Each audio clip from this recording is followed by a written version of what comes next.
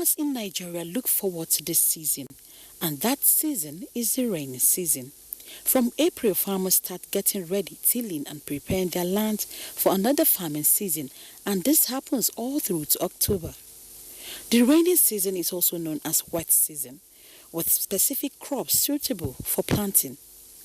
In as much as wet season farming is easier and not really capital intensive, experts also believe it has its own challenges as pests and worms destroy plants more during this season, causing farmers to spend on pesticide in order to reduce the impact caused on crops. Affordability and availability of variety of food crops during this period is one major advantage as many people get back to farming activities during the season, pushing out such abundance of food crops, which in turn leads to harvest loss. And in order to reduce such losses, it is important for farmers to ensure proper storage, avoid damage on crops, keep produce cool, and assess maturity, among others. How can these crops be beneficial all through the season? How can it be managed to avert losses? These and more questions will be answered by our guest shortly on this edition of Good Morning Nigeria.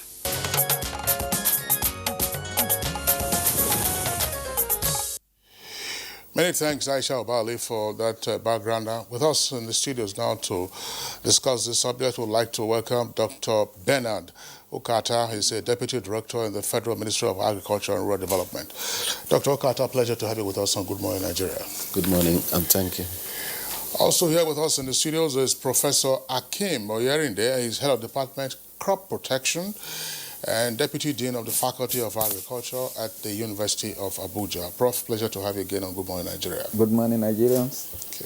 And on the program too is Dr. Emeka Okengu, agricultural economist and farmer. Dr. Okengu, you're welcome to the program. Pleasure to be here. Good morning, Nigerians. All right, and of course, via Skype from Katsina is architect Kabir Ibrahim, President, All Farmers Association of Nigeria. You are welcome to Good Morning Nigeria. Good morning. Thank you. All right. Architect Kabir Ibrahim, let's begin the conversation with you as President of Farmers Association of Nigeria. We are right now in the rainy season, and of course, our agriculture is largely rain-fed. So what are the stories from your members? Well, we are glad to say that the rainy season is set in almost every place in Nigeria. We hope that there will be a bountiful harvest. The season will be bountiful, even though we have been warned from the beginning that there may be some flash floods, which have started happening in some places. But by and large, I think the harvest will be very good. Will be a bumper one, and we're happy for it. All farmers, had problems accessing their farms in the beginning, but the intervention of the president and some task force helped matters greatly. So we are hopeful that there will be food available to Nigerians.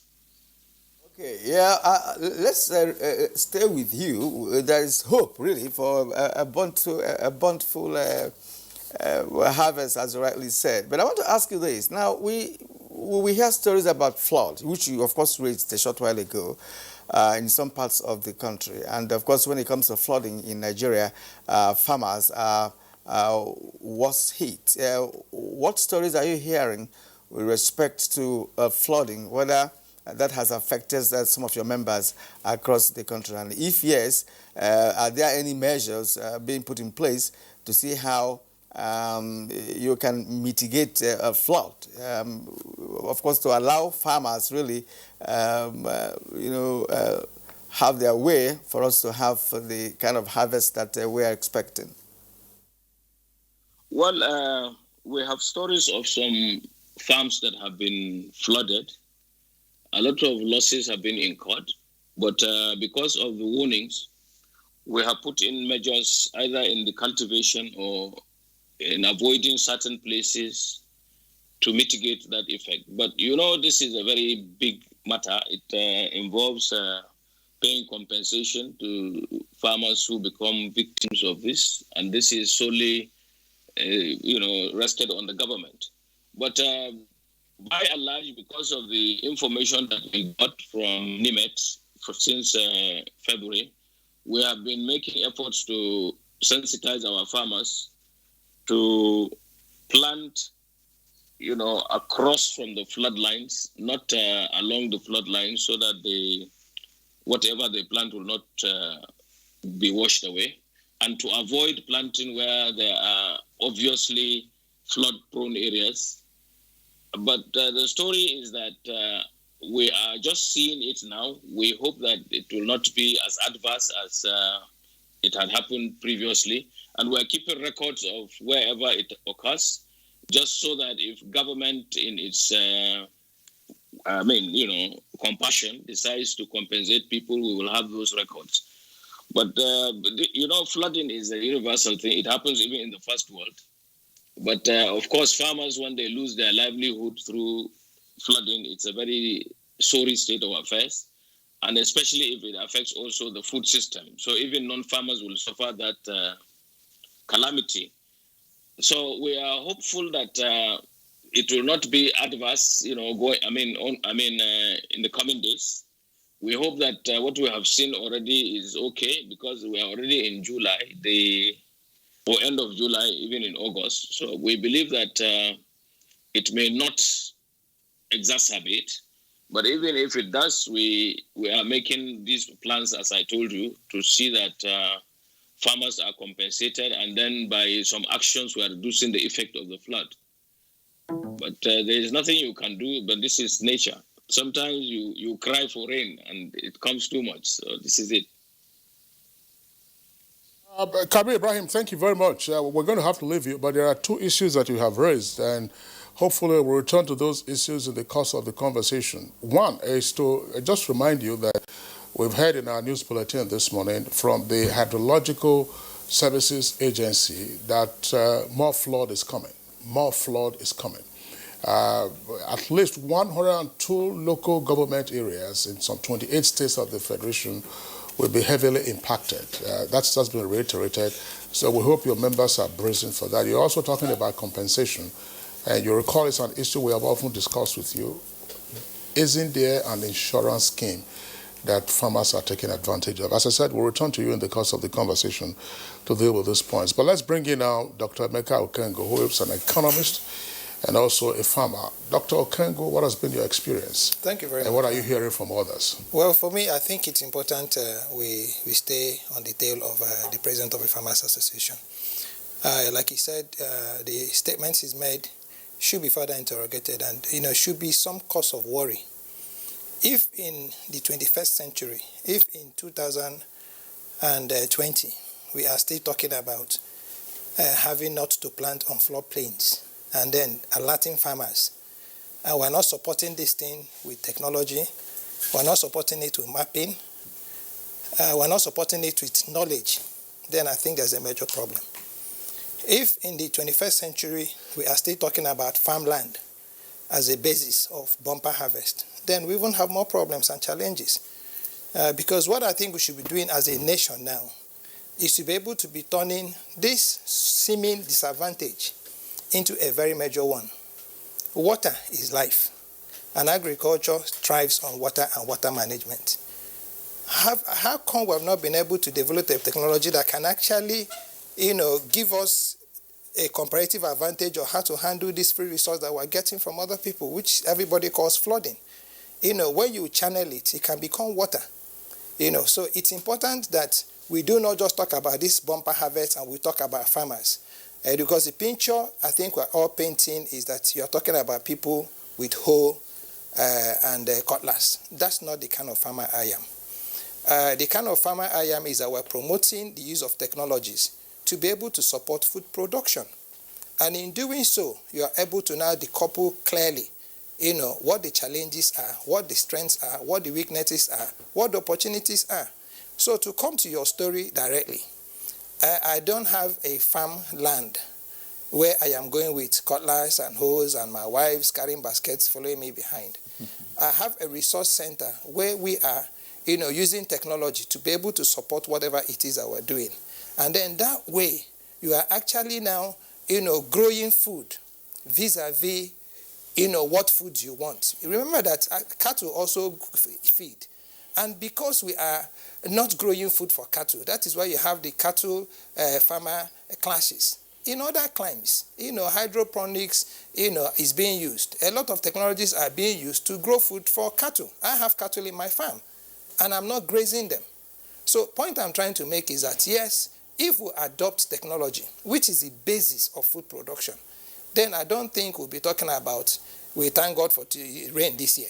What we'll be talking about is to say our estimate for production for this year is 8 to 10 million metric tons, which we have met or surpassed. That will be my opening statement. Thank you very much. But still, I was just wondering, Kyria, your point is noted, and as a guest on Good Morning Nigeria, you've often reiterated that. But our focus now is on, of course, the wet season. We're not going to have transformation of our agricultural production overnight, so your point is noted. But exactly how are we faring now that we're in the wet season? Because there's also an additional point, and Kyria, you'll recall, several months ago when the rainy season was starting and you had this massive lockdown throughout the Federation, there were concerns as to whether farmhands might be able to move from one part of the country to the other. And there is also banditry affecting parts of the country, plus kidnapping and so on and so forth. So these are some of the issues we want to interrogate. Yes. So if the rains are plentiful, good news. No. If flooding is devastating, bad news. How do we contextualize all of good this? news. If the rains are plentiful, it's also good news. If you need to manage water, it's all about water management. And if the rains are also, not too good, it's also not bad news when you don't have too much rains. It depends on the crop that you're looking at. Now, the major problem is that we're at the risk of nature. That's the point I'm trying to make, and that's very dangerous. Okay, you just mentioned that 28 states, 128 or something local governments, are under, an imminent, not even threat. They are going to be flooded.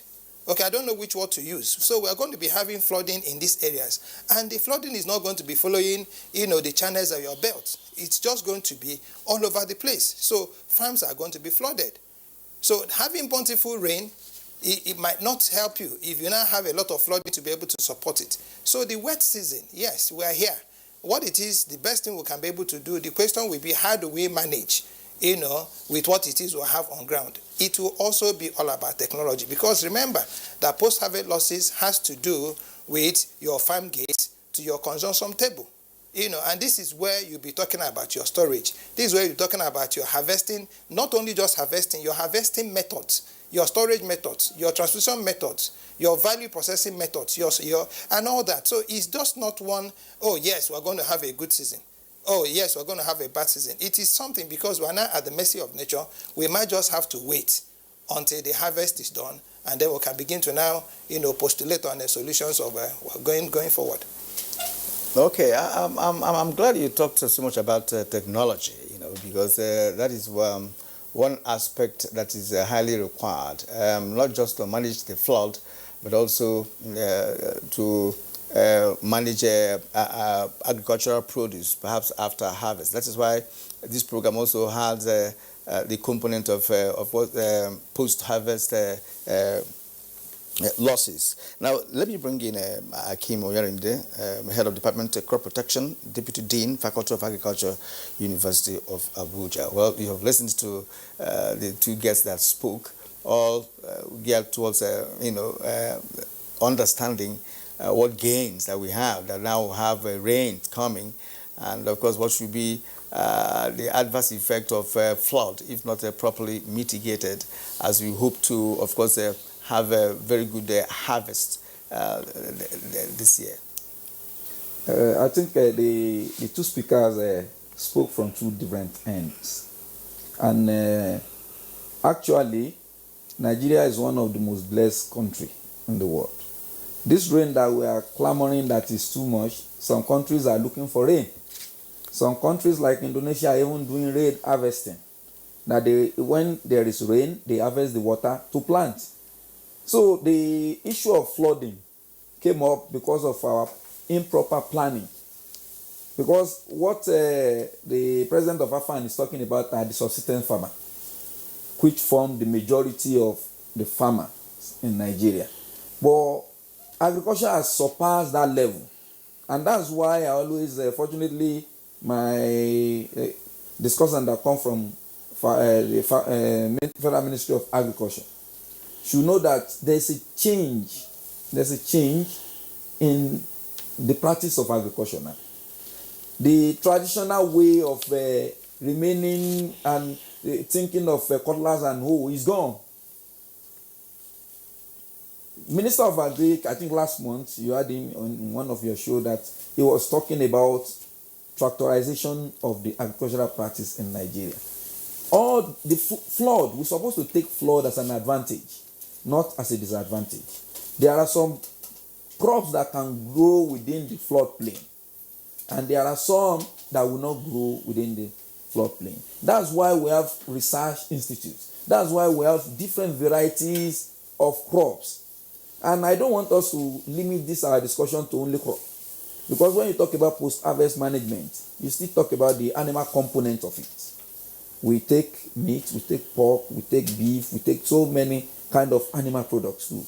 Even fish. If you go to Lokoja, you see them using sniper on fish that they are selling in Lokoja along the road, because they are having the problem of insect on it. So is an holistic problem that we need to solve by taking advantage of what God has given to us. We have resources. The major problem we're having is that we are not planning. We've spoke extensively on the issue of the collapse of extension services in Nigeria, because most of the farmers need help.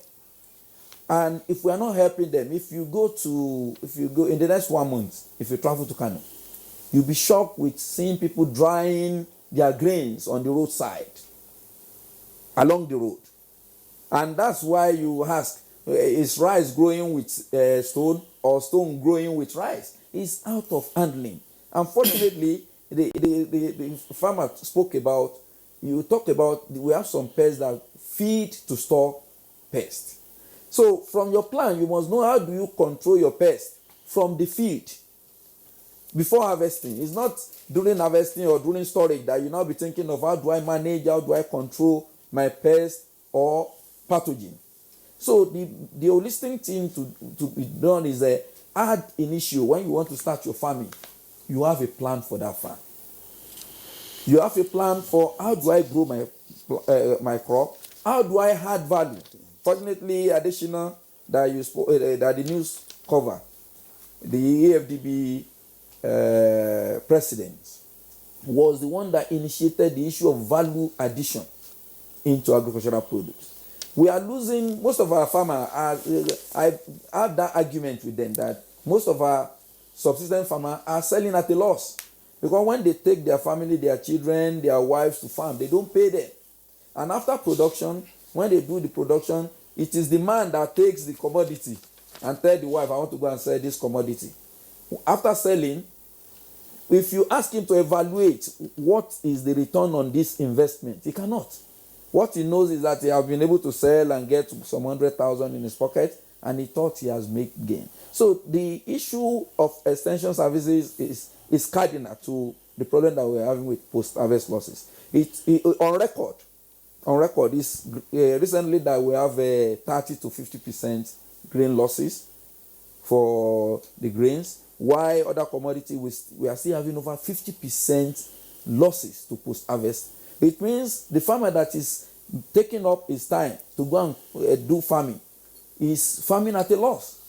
If there is there are little hand-on equipments that can be produced. You have in Ilorin, you have this mechanization income in Ilorin. There are small. It's not because we are making the farmer to lose interest even in production. Because when you invested your time, you invested your money, and after producing, you are losing most of what you are producing to pest, predator, and some other factor. You will not want to go back into farming. So the factor remains that we must look for how do we give them small flash dryer at reduced price. How do we form them into cluster where you have a processing zone for them? so that when they produce their rice can compete with Ola, can compete favorably. Because if you are talking about Nigerian rice, some people say, no, I will not ever take Nigerian rice. If you ask them the question, they say, I can't be eating rice with stone. And whereas rice doesn't grow with stone. What is happening is the handling. So we should be able to see how do we assist the subsistence farmer. The commercial farmer, the modernized farmer, should also integrate what you call educating farmers within their region. Because I'm having my personal farm here does not mean I cannot assist my neighbor. By educating them on how do they have proper handling of their commodity. If we're able to do that, we can stem it up. Because I remember in 2013, our losses is around 78%. With advocacy, with improvement from the ministry, where at least that is going down to 50%. So we should be thinking of how do we achieve between 10 to 20% loss. All right, Professor Yorinde, thanks a lot for your initial comment. Let's bring in now Dr. Bernard Ukata of the Federal Ministry of Agriculture. Well, of course, you've listened to the other guests, but what reports are you getting from the fields and how are you responding?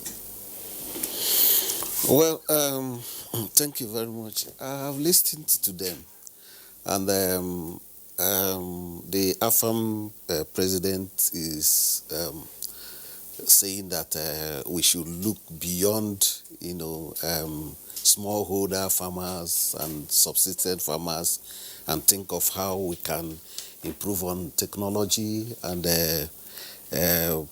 practice agriculture better.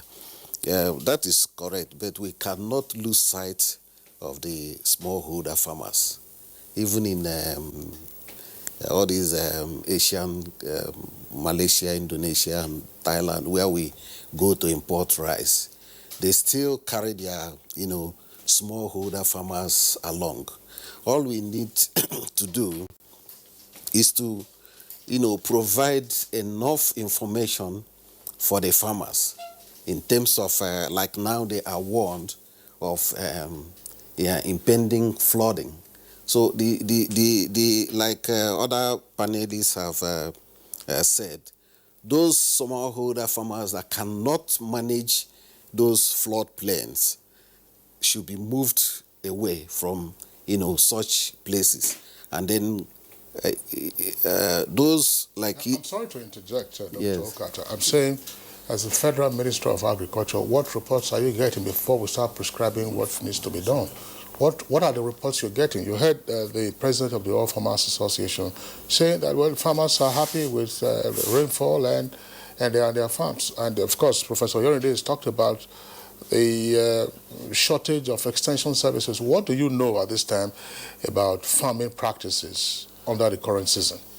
Well, under the current season, the Federal Ministry of Agriculture, we have, been working with the farmers, and as a result of the COVID-19 pandemic,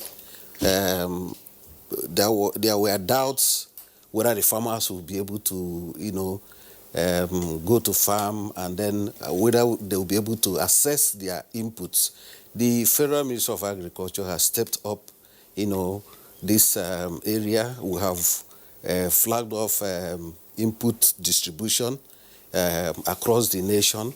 We have the farmers have been encouraged to go to farm, and we have provided assistance in terms of quality seed and in terms of agrochemicals and other inputs that will assist the farmers to produce this year. So these are steps that we have taken as a ministry towards assisting the farmers. Yes. All right. Thank you. I would like to return to Architect Kabir Ibrahim, the president of All Farmers Association of Nigeria. Architect Ibrahim, many farmers in Nigeria experience losses on annual basis, and Professor Yorinde, when he was responding to our question, also tried to give us the statistics of such losses. So it does appear that many farmers don't really get the benefit of their labor. And as an association, is there any move in the direction of providing assistance to farmers who are mainly engaged in all those perishable items or crops like maize, rice, tomato, and other vegetables? Let me correct the deputy director. AFAN has never said small holder farmers are not the issue, because the majority of our members are really smallholder farmers. And then again, I will go to the other speakers who delved into what I was not asked. The issue, the questions that were put to me first were flooding and the 2020 rainy season. Now, coming back to post-harvest loss, is a very serious problem to all farmers, especially to the smallholder farmers, because we do not do value addition. We do not have good technology, good equipment to harvest our crops. We do not have good storages. We do not have sufficient power. We have limitations of transportation. And there are many, many things that will bring about post-harvest loss. But I'm glad to tell you that 2 years ago, we participated in some arrangement for post-harvest loss. We sat down on committees, and there are many improvisations from our universities and other individuals in the private sector and all that to bring about ways of drying some of the crops that we cultivate, and then also storing some of those perishable items like vegetables and things like that. Our farmers are exposed to some of these things even in small scales. But most of these things rely on mass production, because government has to come in to stabilize power, to adopt technology and good science for the nation as a whole, so that the farmers will just key into those things. Unless that happens, it is exceedingly difficult for the smallholder farmer to provide all these things. Transportation also should be everywhere. States should be encouraged to build roads that are useful, that will take goods from the from the farmlands to the market and things like that. And then our farmers should be supported with some small equipment to aid harvest, to aid drying, to aid even the agriculture itself. Some of these things may not cost much, but the small farmers who are in the majority cannot readily afford them. And therefore, the aggregate loss is always plenty. So we are appealing still to government and to even the private sector to produce and to create enabling environment for the smallholder farmer to be able to get the best out of what he or she produces, and to mitigate the post-harvest losses that we incur now. It is absolutely necessary that we reduce this. Otherwise, whatever gains we have in upscaling the production, when it comes to harvest and the losses that we incur, we get back to inadequate supply of food. The food system is affected adversely. And so it is very, very paramount that we imbibe the culture of looking inwards and working towards those things that are necessary to enhance what we do. And now more than ever before, because of COVID-19, we will not even be able to import any more food from anywhere in case of any shortfall. So we must harness whatever we produce here, because that is what we will use to feed the almost 200 million mouths that are in this country. So it is absolutely necessary that we concentrate on mitigating post-harvest losses and upscaling production and taking advantage of the possibilities of the rain-fed agriculture, because we are doing more of it than the all-year-round agriculture. We, of course, look forward to the enhancement of the all-year-round agriculture by, getting some pumps, hand pumps, and some larger water bodies, upscaling the irrigable land and all that, so that the food system will be readily sufficient to feed our country first. and then we will be able to support our neighbors, which we have been doing in spite of all these things.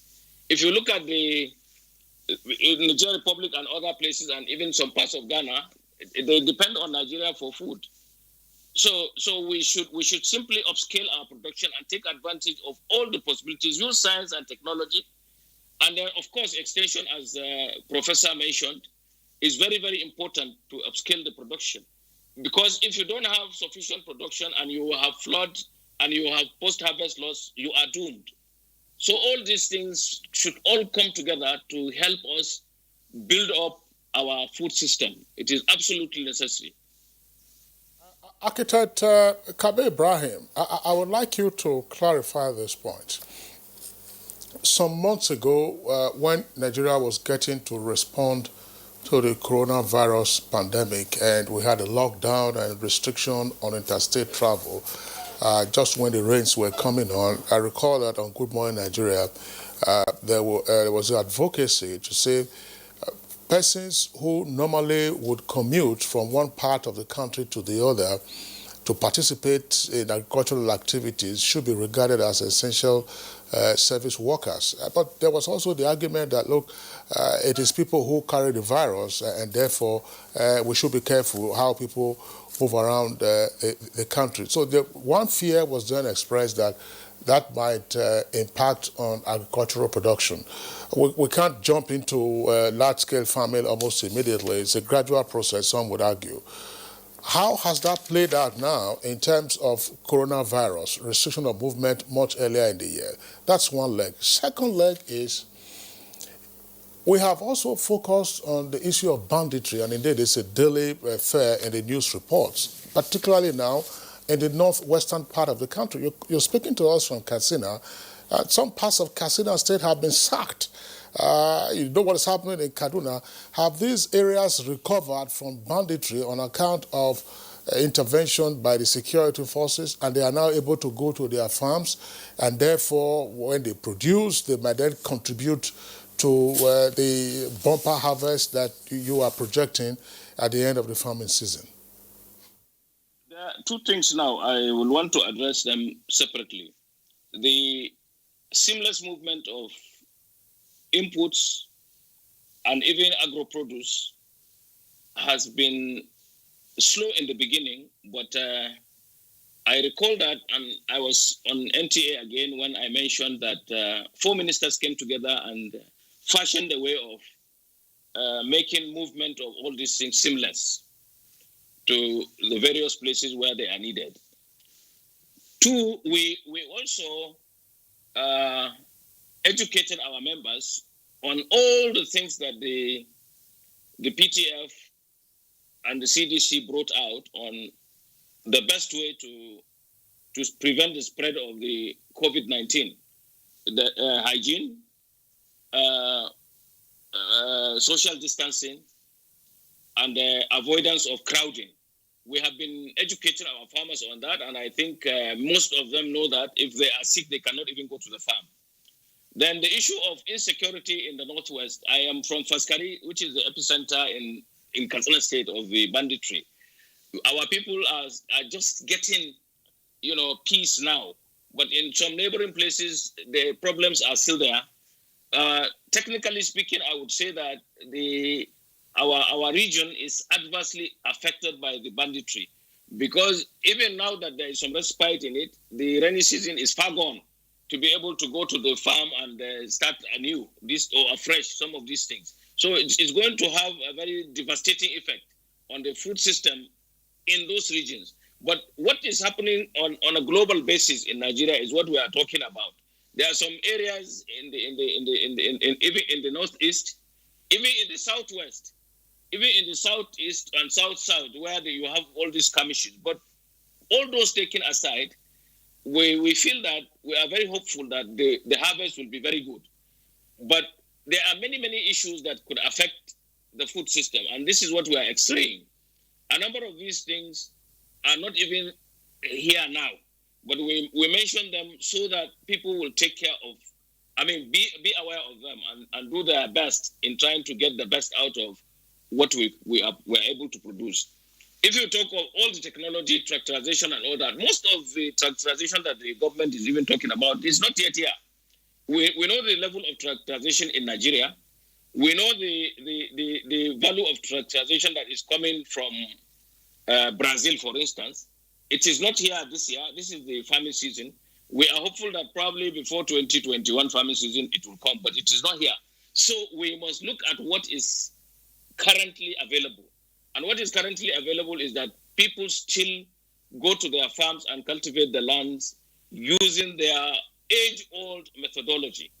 On the whole, there are certain places, pockets of technology deployment and all that, but the majority of the people are still smallholder farmers. And that is what is Nigeria, because the population of the smallholder farmers is grossly underestimated, even by government. I will want to go back to the person who even mentioned that Dr. Adeshina was the person that brought the issue of value addition. But I would also tell you that Dr. Adeshina also helped with data collection of the various of the farmers. That figure is still the one that is being bandied, 14.5 million.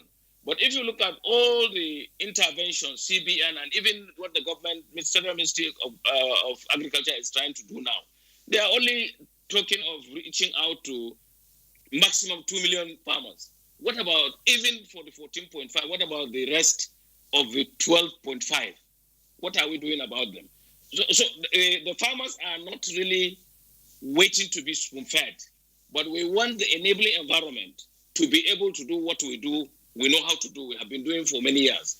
In spite of all the vicissitudes on our part, we are doing our utmost to make Nigeria food sufficient. That should be appreciated. Government should invest more in agriculture, should do what it can to reach the actual farmers. We should not make noise. We should not go and do a charade to say we are bringing inputs to people, herbicides. When you give 1 liter of herbicide to a farmer, when you give 1 bag of fertilizer to a farmer, what will he do? And you know, this kind of thing is not is even shocking to some of us. Once these things are done and people make noise about them, in fact, we are scandalized. And I know that there are some regions of this country where even this flag off was not done. I mentioned the Southeast. Tell me one state in the Southeast where this farming season was flagged off. Are they not farmers? So some of these things, you know, the gamut of things that affect what we do is such that, you know, if you listen to some of these things that people come out to say, you are baffled. You are shocked that these people are Nigerians. They are realistic and they eat food. What everybody should do is to try to make it a lot easier for the producers of food. And that is your livelihood. That is what even makes you think. That is what helps everybody. Even all your children will not grow up to become useful to society if they don't have good food. So we must all work towards the production of food. We must all help the farmer to be able to produce food that will be okay and sufficient for Nigerians. Thank you indeed, Architect Kabir Ibrahim. You have indeed given a worthy explanation with respect to the issues on ground among your members, and these facts are just laid bare. And I want to bring in Dr. Kengu here to try and contextualize what Architect Kabir has really said, because you are an advocate of technology deployment, and unfortunately the majority of the farmers that we have in Nigeria are small-scale farmers who are really making the major contribution when it comes to the provision of food in this country. You are already a practical farmer who has deployed technology to a reasonable extent, and that is assisting you in getting results. Now, in a situation where we find ourselves as a nation, what would be your idea of how these small-scale farmers or even the large-scale farmers can be assisted by government or even the private sector to see how, you know, technology can gradually, you know, be adopted, you know, and see how that can also provide assistance to a larger number of farmers in this country? Thank you very much. First and foremost, technology is not the primary issue. Technology is probably the third or fourth in the shopping list. The first and the most important is what we call your land mapping. The moment you get your lands mapped out, you are now able to now talk about what you call your per hectare yield. Now, the second thing you do after you land your map is to now do what they call land preparation. Now, it is in land preparation that you now talk about suitability, you now talk about fertilization, you now talk about irrigation. And then the third thing you do is to now talk about, suitability to cropping, if you're talking about crops, okay? And this is where your seeds or seedlings come into play. And this is where your technology also comes to play. And then thereafter, you now start talking about your support, systems, which is where we talk about it. Because each time we talk about technology, it seems to think we're talking about maybe taking people to the moon. No, it is not it. It is just to be able to, get, like, we have a design we're making in my resource center. Now, we all came together to say, okay, the youngest farmer now is about, 30, 40. Some of us are getting to 60. We're not able to lift this whole, which is 2 kg. A man of my age, at 60, if you lift that in 2 or 3 times, you'll be looking for the whole abonaki, both to drink and rub on your back. And then we got some very young people. So, looking for what? Abonaki. It's not abonaki. Abonaki. Abonaki. Abonaki. Okay, I'm an Igbo man. A very hot bomb like yes, they'll be cooking for you to drink and then to be rubbing on your back. And we got some young people, and they're designing, a machine that can be able to make yam molds, But how is this happening? What are we really doing? In identifying every of these challenges that we've had in the country, we first and foremost looked at when those glorious years of agriculture was in Nigeria, what was happening? We didn't have so much of these large-scale farmers. We also had smallholder farmers. But there were 2 things happening. The soil was investigated, research institutes were supporting them. And then you had an extension service program that now ensured what you might be able to call comparability of production. You had seeds so that people could now use this common shared infrastructure. So at my center, we came out with a program, and this was in 2014, called the Climate Smart Community-Based Agro and Allied Development Project. And we are running this with the Federal Ministry of Science and Technology. And what is this all about? You have institutions in this country. I've mentioned them several each time I come here. For instance, Agricultural Research Council of Nigeria has over 202,700 research outputs documented, printed, produced on practically almost every, kind of cropping or agro, thing you're talking about. You have this National Medicinal Institute, as under the Ministry of Science and Technology. They have 6 volumes. 6 volumes of about 3,000 pages each of medicinal plants by zone in Nigeria. So what are we doing? We are saying the first thing you need to do is to go back and build at the local level, at that very, very local level, at the ward, at the community level, be able to get the data of these farmers, and then be able to now know what their land can best yield vis-a-vis comparative advantages. This is what this is all about. And then the Ministry of Science and Technology is now, as much as possible, trying to now get everybody involved. And trust me, I'll name the ministries for you. The first and the most important of them is the Ministry of Budget and National Planning. Because whatever it is you do and you have not been able to framework it into your national development project is lost in attrition. Now, the second ministry is the Ministry of Environment. Now, why environment, for crying out loud? A lot of people also do not know that the agroforestry, which is actually the biggest component of agriculture, where you have your economic trees, are under the Federal Ministry of Environment. Now, the third is the Ministry of Water Resources, where you have your water bodies and then, of course, your dams. A lot of people have told this story on this network before of a fish we call mangala. For you to be an Igbo chief, fortunately, there's a chief there sitting with you. Ask him. It is mangala that they use in cooking the soup for chieftaincy title. In fact, we sing songs with mangala that a poor man cannot afford mangala. Now, what is mangala? Mangala is a fish that is coming from Lake Chad. Lake Chad, not from Medugri, Lake Chad. What that typically tells you is that we have a lot of dams. We are, I don't know if my statistics are very, very correct, but we are not anything less than 18 million metric tons shortage in fish, protein. We are not able to do this. So I don't think the problem is supporting the farmers blindly. I think it is for us to be able to create a network that ties to our national reserves. At one time, we had a reserve output of 400,000 metric tons, and then we took it up to 1.2 million metric tons. Now, nobody even went to evaluate, first and foremost, what was the consideration in citing, those reserve centers? Were they political? Were they driven by economies of scale? What networks? Now, have you ever taken, like you're asking my brother from the Federal Ministry of Agriculture, what statistics do you people have? Now, if we were to say to him, of your 1.2 million metric tons of reserve, after this cropping season, how much of the volumes are you going to be putting where and how?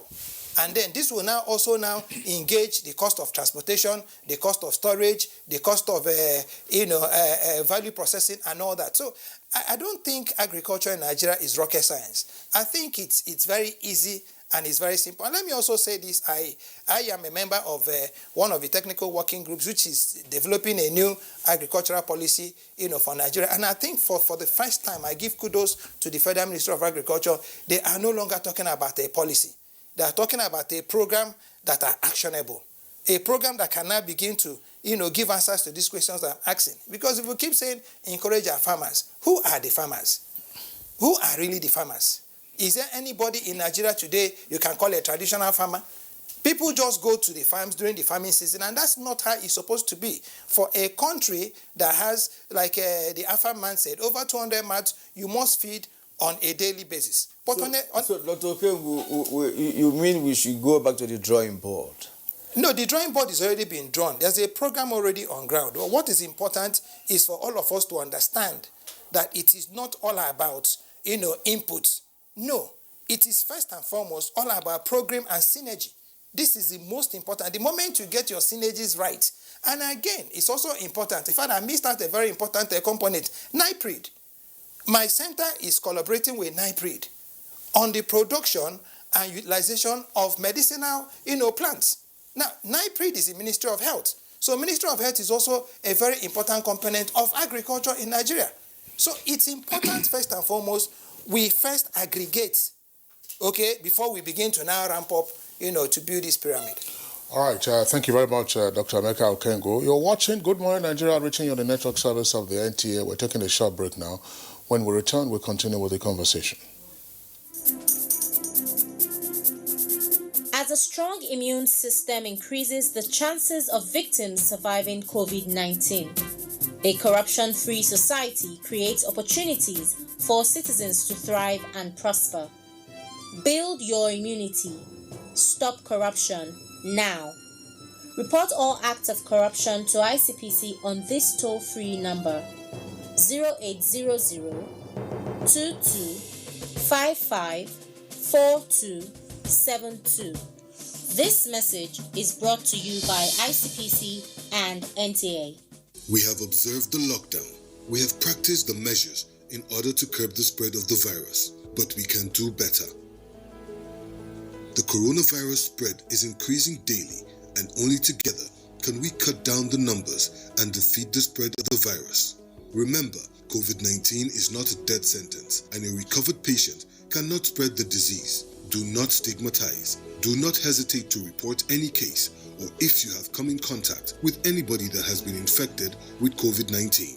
If you have cough and fever, please stay at home and call your state hotline. Find state numbers at www.covid19.ncdc.gov.ng. Remember, it is for your own good and for the good of every Nigerian. Let us do better and defeat the virus. Together, we can do this. This message is brought to you by the Nigerian Television Authority, NTA, Africa's largest television network. You're welcome back to Good Morning Nigeria on the network service of the Nigerian Television Authority. Let's bring in again Dr. Bernard Ukata, Deputy Director of Federal Ministry of Agriculture and Rural Development. Architect Kabir, that's the president of All Farmers Association, said that there was no flag off of the farming season in the southeast. I'd like you to respond to that. And secondly, the issue of extension services has been raised, and it's something that we also discuss whenever we are talking about agriculture on this program. What is the state of extension services under the 2020 farming season? Thank you very much. I want to start by saying that the Federal Ministry of Agriculture has an extension department being headed by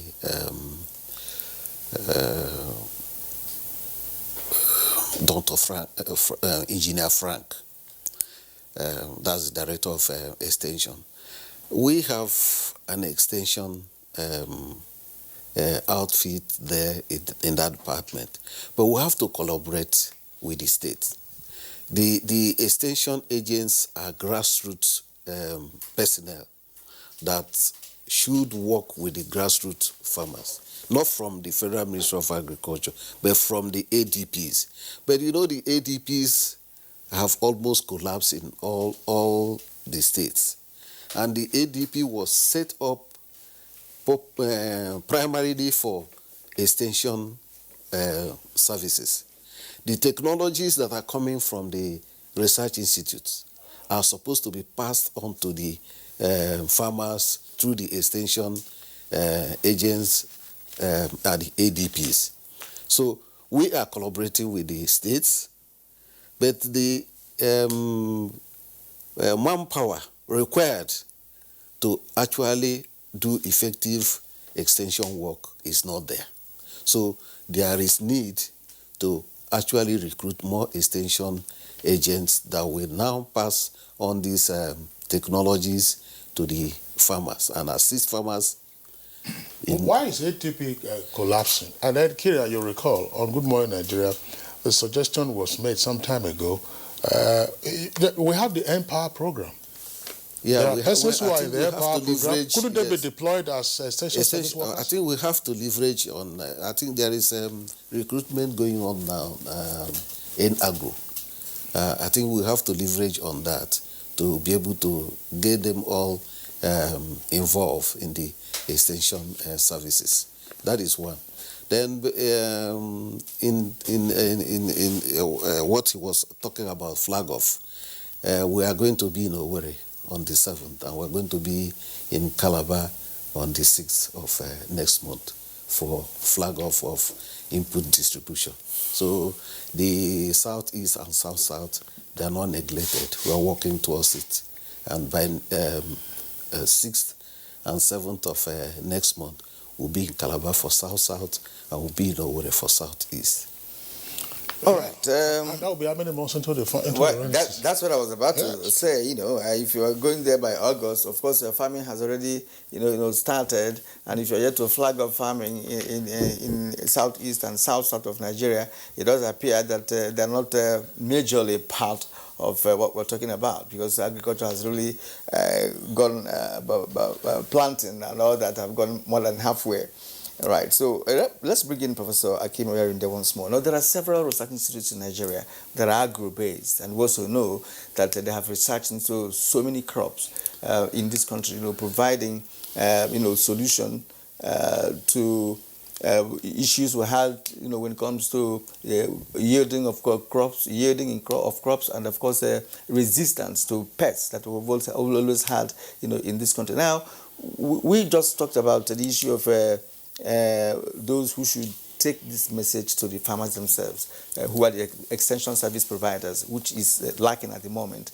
Now, in your opinion, what can be done to step up action in the direction of ensuring that farmers have the right seeds and seedlings to plant each year? Now we are in the farming season, and of course the architect Kabiru has also told us really that farmers have benefited immensely, from some research institutes, having crops that are resistant to pests and crops that are high yielding.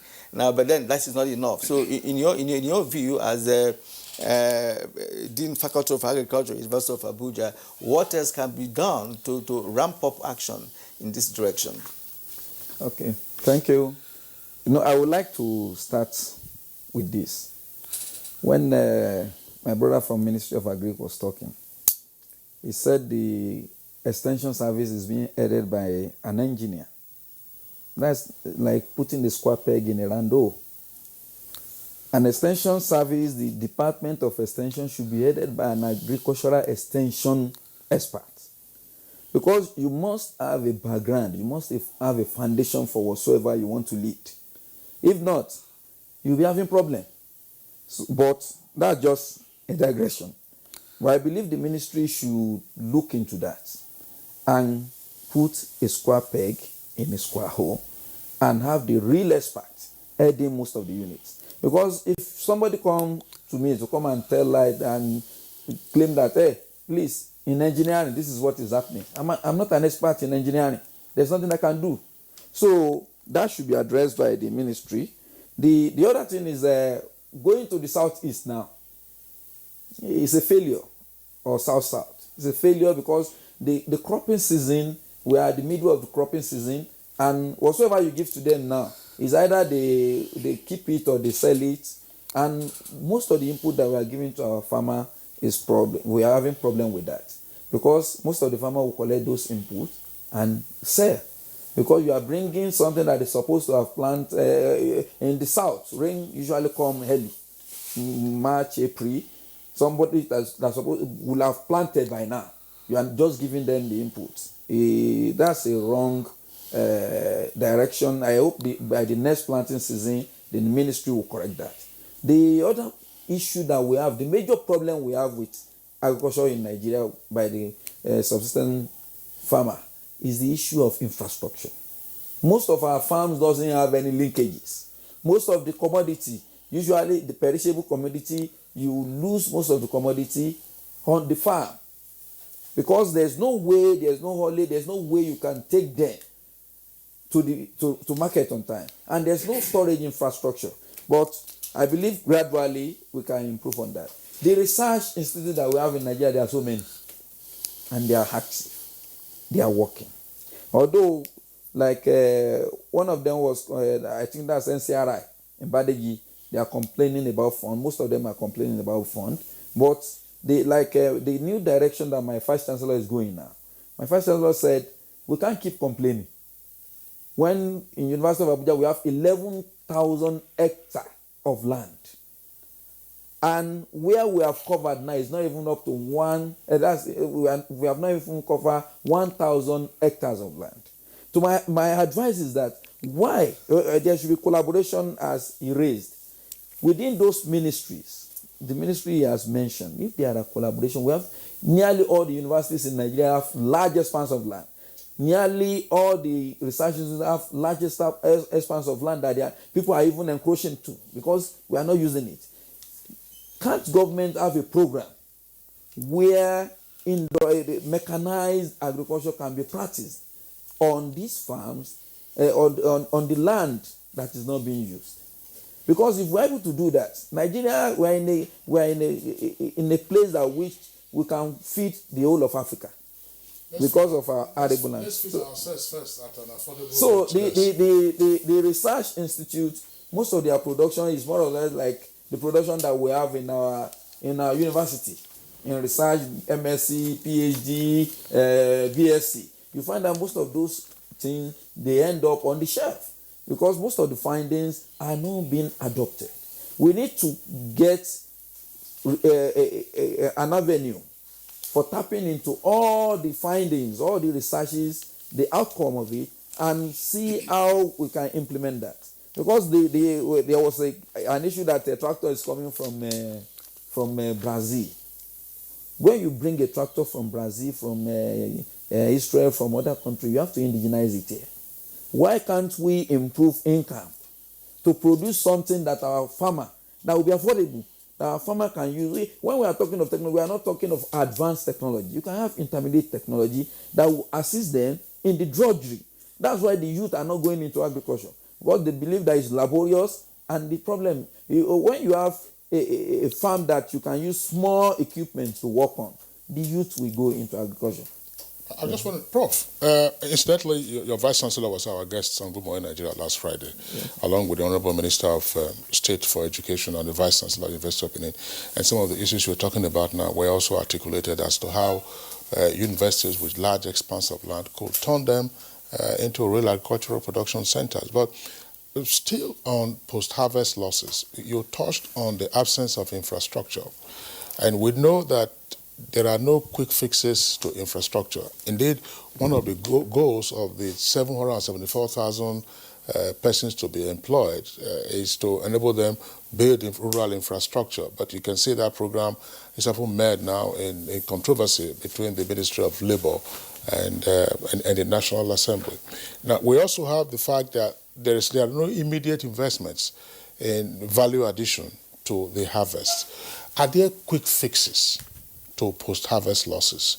That's one. And then while you're explaining that, there was something you said, I found that a bit curious, that fishmongers at Lokoja are also using sniper to preserve their fish. I used to think that sniper, until it was banned, and I think there's less of that now in the news, was being used to preserve grains, more particularly rice, beans, millet, and all kinds of things.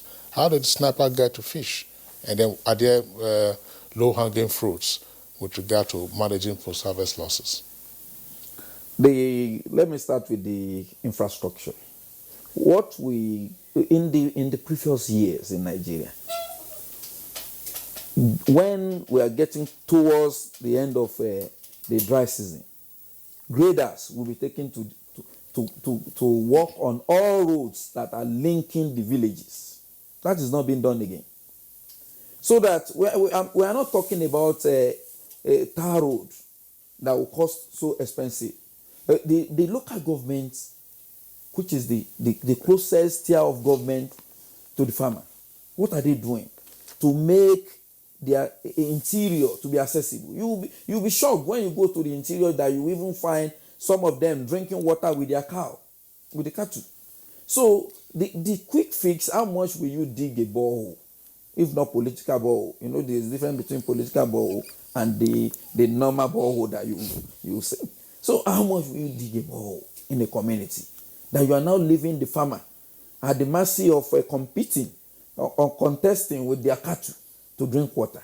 And we will now be claiming that they are having diseases and a host of other problems. So there are small issues that can be solved. I'm involved in one FAO job by Action Against Desertification in about 9 states. We are working on about 3 states now in the north, east, and northwest. You'll find out that FAO is providing small cottage processing infrastructure for the farmer. This is the direction that the government should go. We are already clustering them now, forming them into cooperative.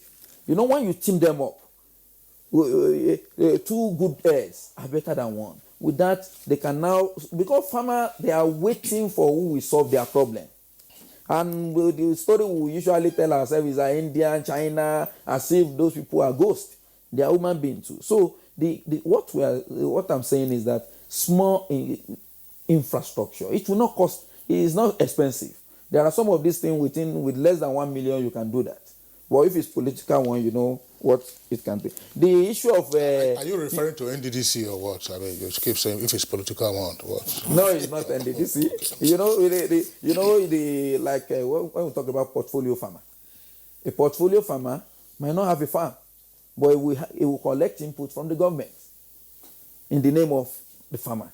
There are so many atrocities like that. But what I believe is that the ministry, the basic thing is what the consultant spoke about, the farmer.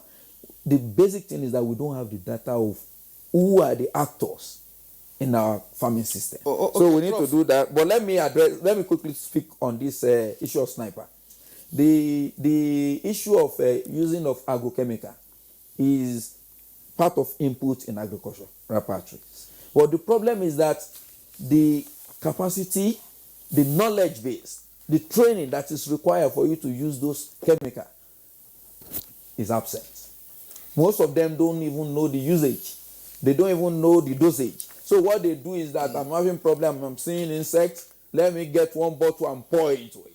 And it becomes a problem. Professor Kimonyere, in the Thank you so much. Since I doubt if we still have time to continue with this conversation, I had wanted to bring in the president of the Farmers Association for him to, of course, do a kind of final thought from what Professor Oyerinda has said.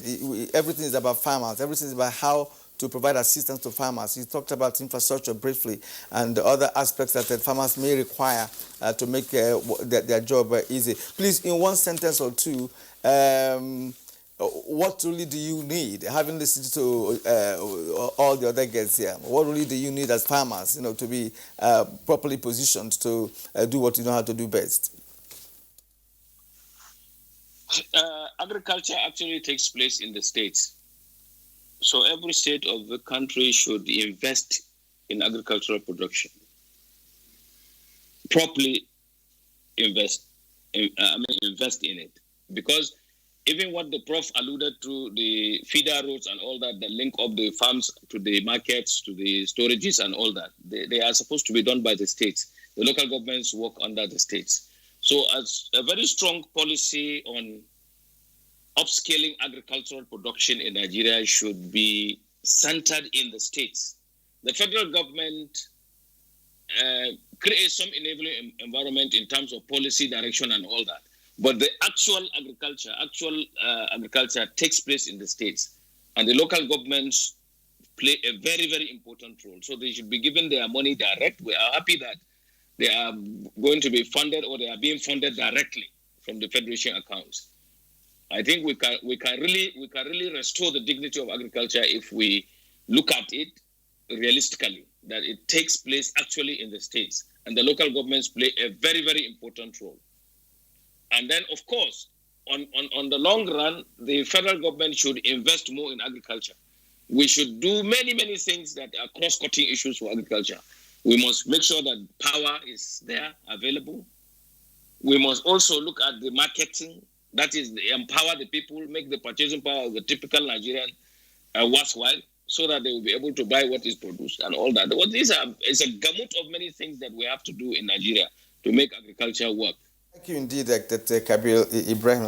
An aspect we didn't discuss this morning is that of the role of the states and local governments. That is where local governments exist. No, anyway. Already they touched on it.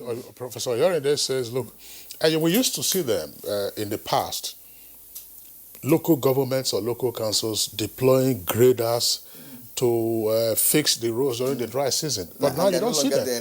The local government chairmen and councillors don't even stay in their headquarters. They live in the city. Okay, now we have tweets which came in the course of our program. Many of them too, but we may take just a few. Cecilia Okoroma retweeted a reply. They said that we also wish to implore the government and the security agencies to ensure protection of farmers within the zones where we have large concentration of farmers. Dele Jack Solomon, there is a need for government to partner with the private sector in establishing agro-processing industries in rural areas for vegetable crops in order to reduce post-harvest losses. Yeah, we can take we should be talking of mechanized agriculture with modern equipment now. With this in place, why should we be losing sleeps on wet season and post-harvest losses? All right. Innocent Yawa James says that it's a bitter truth that farming is going to be difficult due to insecurity, and Nigeria should brace for the challenge. All right. Gentlemen, we'd like to appreciate you for your insight into this conversation. First of all, Dr. Bernard Okata, Deputy Director, Federal Department of Agriculture, Federal Ministry of Agriculture, Rural Development. Thank you indeed for coming on the program. Professor Akim Oyerinda, Head of Department Crop Protection, University of Abuja. Thank you so much. Dr. Emeka Okengu, thank you. I hope we'll have time to visit your center to see what the technology is doing there. We appreciate your insight.